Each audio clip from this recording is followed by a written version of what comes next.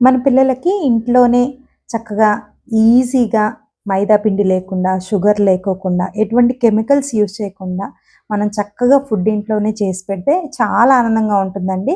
So, అలాంటి food ఎలా తయారు చేయాలో ఈ వీడియోలో నేను మీకు చూపిస్తాను. దీనికోసం ఫస్ట్ 2 బనానాస్ తీసుకోవాలండి. ఈ విధంగా స్లైసెస్ చేసుకొని దాన్ని ఈ యొక్క మిక్సీ జార్‌లో వేసుకోవాలనమాట.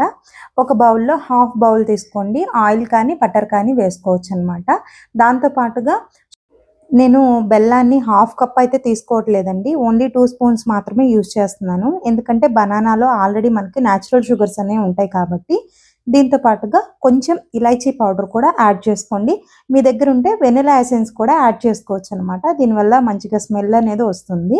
అదేవిధంగా దీనిలోనే half glass of water mix చేసుకోండి. ఈ విధంగా బ్లెండ్ చేసి పెట్టుకోండి.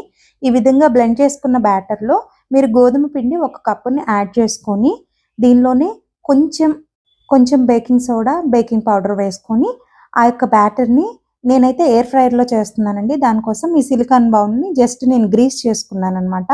చేసుకున్న తర్వాత ఈ బ్యాటర్‌ని దానిలో వేసుకొని జస్ట్ ట్యాప్ చేయాలి.